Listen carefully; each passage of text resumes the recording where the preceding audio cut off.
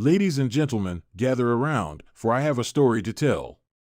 A story so strange, so fantastical, that you'll think I've been spending too much time in the foggy forests of Vancouver.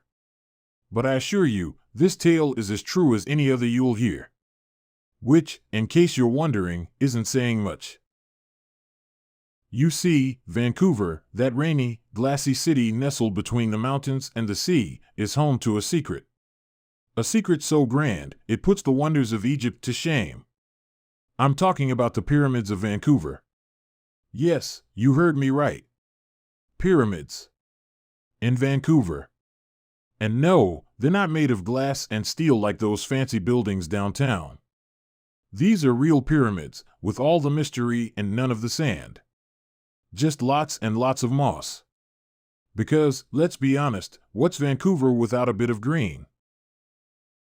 Now, let me take you back to the days when the pyramids were first discovered. The year was...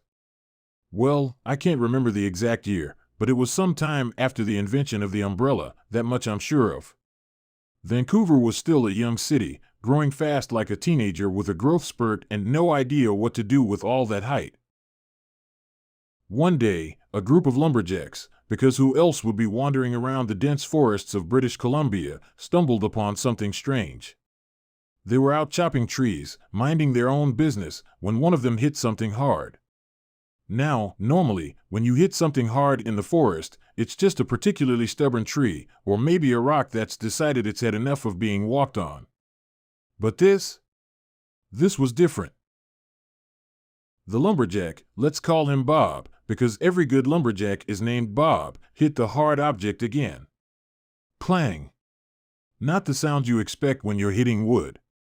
Bob scratched his head, which is what all lumberjacks do when they're confused. It's practically a rule.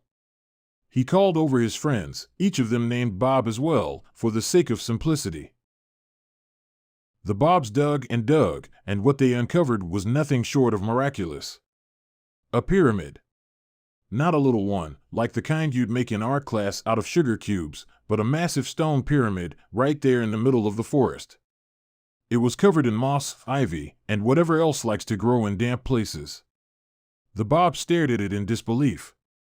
After all, they were lumberjacks, not archaeologists. Their expertise lay in chopping things down, not digging things up. The Bobs, being the sensible men they were, decided to do what any self-respecting lumberjack would do in such a situation. They went to the nearest pub to tell their tale. And as you can imagine, the story was met with a mix of skepticism, amusement, and more than a few raised eyebrows. A pyramid in Vancouver? Next, they'd be telling tales of Egyptian beavers and hieroglyphic maple syrup. But here's the thing about stories.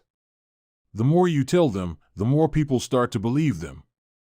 And soon, the entire city was buzzing with the news of the pyramid. Scientists, historians, and a few conspiracy theorists, because what's a good story without them, flocked to the site. And lo and behold, there it was.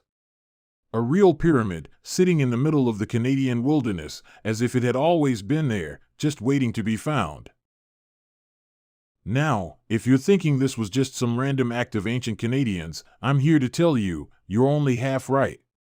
You see, the pyramid was indeed ancient, but it wasn't built by humans.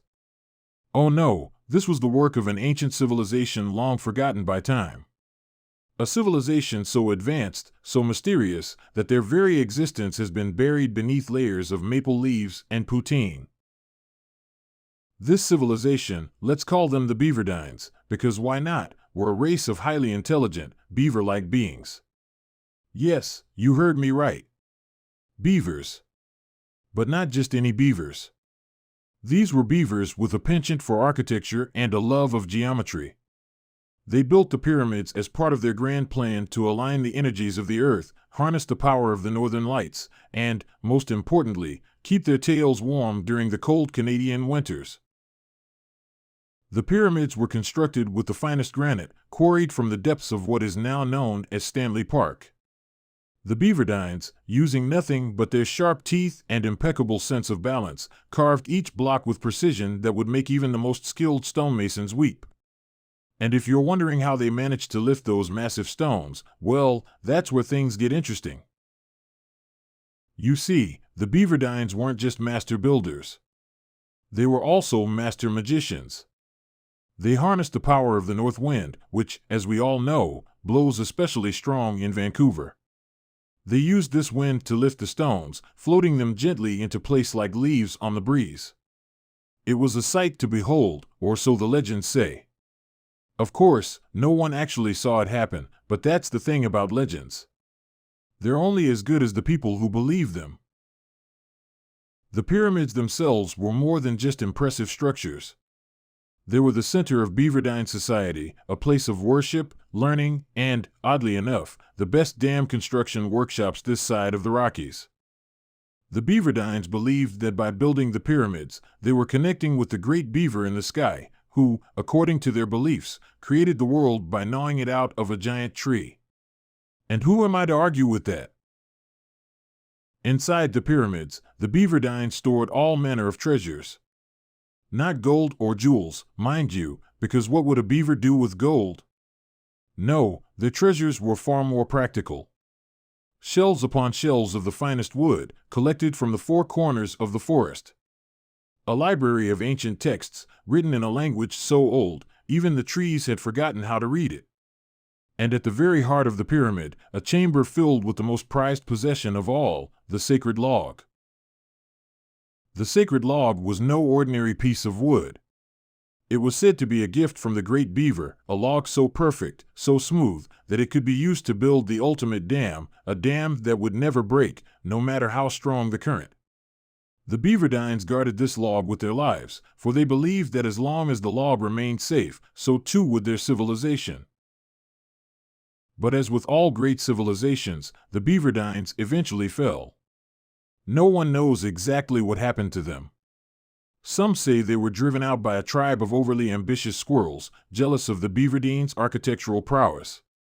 Others believe they simply chewed through one too many trees and caused their own undoing.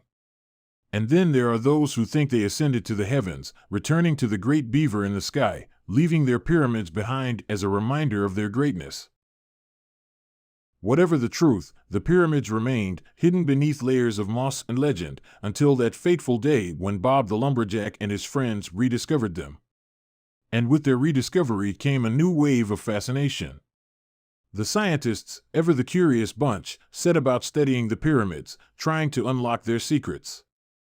They found carvings on the walls, depicting scenes of beaver life, dam building, tree chewing, and the occasional beaver disco, which, as it turns out, was quite popular back in the day. They also found the sacred log, still intact after all those centuries. It was displayed in a museum for a time, but mysteriously disappeared one night. Some say it was stolen by a rogue band of wood enthusiasts, while others believe the great beaver reclaimed it, taking it back to the celestial dam where it belonged. As for the pyramids themselves, they became a tourist attraction, drawing visitors from all over the world. People came to marvel at the engineering skills of the ancient Beaverdines, to walk in the footsteps of these great builders, and to buy overpriced souvenirs from the gift shop that was hastily built next to the site. But the pyramids, like all great wonders, have a way of holding onto their secrets. To this day, no one has been able to fully explain how they were built or why they were constructed in the middle of the Vancouver wilderness. And perhaps that's for the best.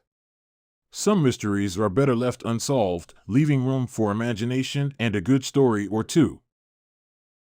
So, the next time you find yourself in Vancouver, take a trip to the forest and see the pyramids for yourself. Stand before those towering structures and let your mind wander. Imagine the Beaverdines, with their little hard hats and magical powers, building their pyramids, one stone at a time. And who knows? Maybe, just maybe, you'll feel a gust of wind, carrying with it the whispers of an ancient civilization, reminding you that even the strangest stories can have a grain of truth. And if you ever find a log that seems too perfect, too smooth, don't be too quick to dismiss it. It might just be the sacred log, waiting for its next guardian. But remember, with great logs come great responsibility. Or so I've been told. And that, my friends, is the tale of the Pyramids of Vancouver. A story of ancient beavers, magical winds, and the power of a well-built dam. It's a story as tall as the trees, as wide as the mountains, and as wet as a Vancouver winter. But most importantly, it's a story worth telling. Because in the end, isn't that what life is all about? Stories, logs, and a bit of mystery.